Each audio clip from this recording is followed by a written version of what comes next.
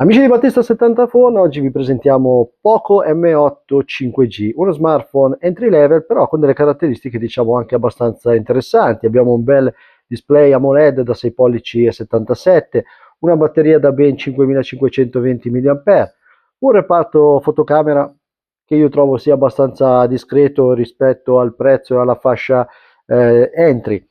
I prezzi sono piuttosto contenuti, parliamo di 2,69 e 2,99 per 8,256 e 8,512, con le promo iniziali scendono a 2,29 e 2,59.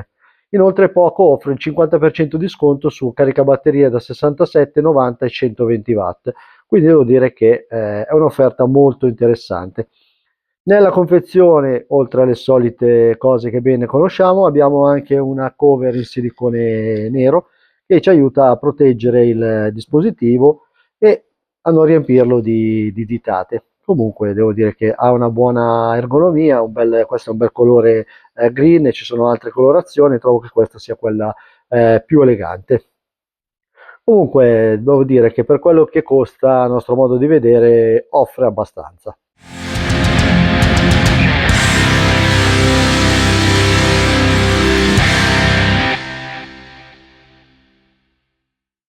Poco M8 5G punta molto su ergonomia e proporzioni, risultando comodo e leggero per essere un dispositivo con un display così grande, parliamo di 6 pollici e 77. Lo spessore è di soli 7,35 mm e pesa 178 grammi. Il retro è in plastica ma con una lavorazione curata, opaco, come potete vedere, al centro e lucido sui lati, per un effetto a due superfici gradevole. Abbiamo in nostro possesso la colorazione green, che spicca per personalità, mentre diciamo che la black e silver sono un pochettino più sobrie. Comunque il design è completato anche da IP65 e WeTouch 2.0, che sono molto utili nella vita quotidiana. Diamo un'occhiata, una bella isola della fotocamera, importante ma non particolarmente sporgente. Come vedete, il design è davvero molto gradevole, piuttosto sottile, e il peso, come vi dicevo, è contenuto. Uno dei punti di forza è il display. Abbiamo un Full AMOLED da 6 pollici e 77 Full HD Plus con refresh a ben 120 Hz e una luminosità di picco che arriva a 3200 nit.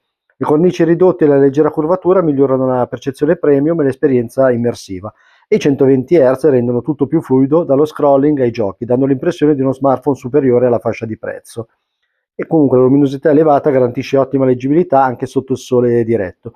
Abbiamo un PWM diming a 3840 Hz, utile per ridurre l'affaticamento in ambienti bui. Il touch è preciso. La nota negativa riguarda l'Always On Display limitato, tipico dell'ecosistema Xiaomi. Il processore è Snapdragon 6 Gen 3 a 4 nanometri, soluzione equilibrata che rende fluida la vita quotidiana. La configurazione prevede 8 GB di RAM LPDDR4X e memoria UFS 2.2 da 256 o 512, con possibilità di espansione tramite microSD fino a 1 TB, con uno slot ibrido. Le prestazioni sono buone, app rapide, multitasking stabile e nessun impuntamento significativo, anche con uso prolungato. Il gaming leggero medio è gestito senza problemi, mentre con titoli pesanti basta abbassare qualche dettaglio. Il device scalda un po' nella parte alta, ma sempre in modo controllato. Manca la SIM e questo è un vero tallone d'Achille in una fascia dove inizia a comparire. La connettività è completata da 5G, Wi-Fi AC, Bluetooth 5.1, scusate, NFC e IRDA. Poco M8 5G arriva con HyperOS su base Android 15. Qui abbiamo già un aggiornamento, ma è un aggiornamento di sicurezza, l'ho scoperto un secondo fa. Comunque l'interfaccia è ricca di funzioni, temi e possibilità di personalizzazione. Interfaccia fluida, stabile, molto modificabile, dai font alle animazioni fino ai layout della home. Il sistema include supporto a Google Gemini, Circle to Search e varie funzioni intelligenti integrate. L'esperienza quotidiana è buona, nessun lag evidente, multitasking gestito bene e una sensazione generale di reattività. Tuttavia, al primo avvio occorre ripulire un po' l'ambiente, app mall, notifiche app preinstallate vanno gestite manualmente.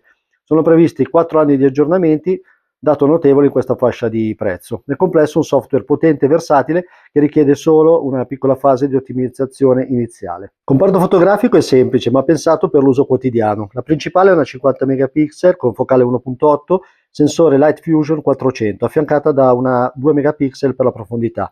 Con buona luce la qualità è convincente, colori vivaci, HDR ben gestito e scatti pronti per i social. Di sera serve più attenzione, la modalità notte migliora le rese, ma la gamma dinamica cala e i dettagli diventano, diciamo, più morbidi, c'è un po' di rumore digitale. Non abbiamo una lente zoom dedicata, quindi l'ingrandimento è completamente digitale.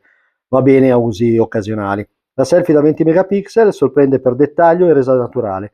I video arrivano a 4K a 30 fps con una buona qualità se si mantiene la mano stabile.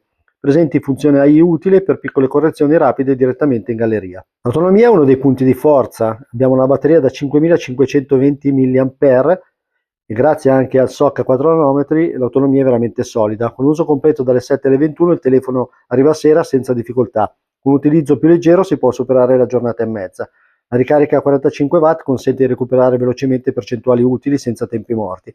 Presente anche una reverse charging cablata a 18 watt utile in emergenza per ricaricare accessori o altri smartphone. La gestione energetica è costante e prevedibile, senza cali improvvisi. Nel complesso un'autonomia che mette questo modello tra i più affidabili sotto i 300 euro. Parliamo ora di audio e ricezione. Il comparto audio è abbastanza superiore alla media della fascia. Doppi speaker stereo con Dolby Atmos e certificazione RS. Il volume è alto e il boost fino al 300% è davvero utile in ambienti rumorosi. A volume massimo la qualità si assottiglia un po', ma a livelli normali la resa è piacevole.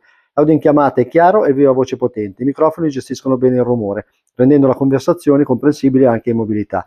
La ricezione è affidabile sia in 4G che in 5G, con agganci rapidi e cambi di cella fluido. La connettività generale risulta stabile senza incertezze durante l'uso quotidiano. Ma ora andiamo a sentirlo e bando alle ciance, come vedete possiamo portarlo al 300%.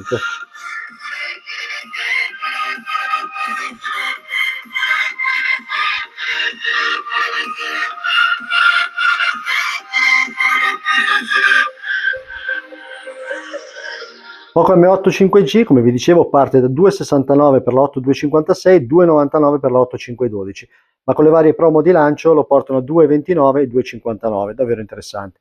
Inoltre Poco offre il 50% di sconto sui caricabatterie 67, 90 e 120 watt, acquistati insieme al telefono, rendendo l'assenza del caricatore meno impattante. Per prezzo e dotazione entra in una fascia molto competitiva, ma riesce a distinguersi con display eccellente, autonomia sicura, audio sopra la media e un design sottile e comodo.